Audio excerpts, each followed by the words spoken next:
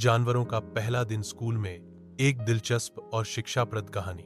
एक दिन जंगल में एक अजीब घोषणा हुई, कल से सभी जानवर स्कूल जाएंगे।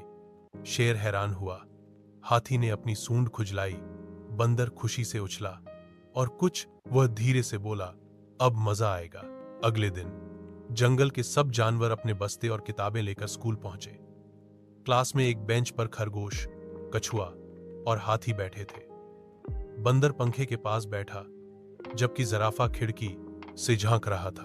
पहला सबक था, एक दूसरे का सम्मान। उस्ताद उल्लू ने कहा, सब बराबर हैं, चाहे वे उड़ते हों, दौड़ते हों या रेंगते हों।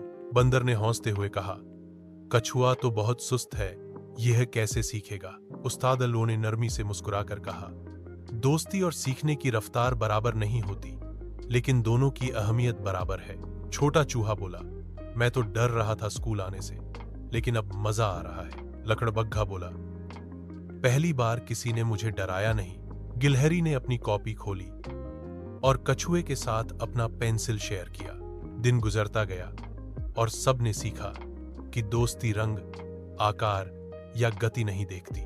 आखिरी घंटी बजी तो सब जानवर खुश होकर बोले, हम कल भी आएंगे। स्कूल तो बहाने का है।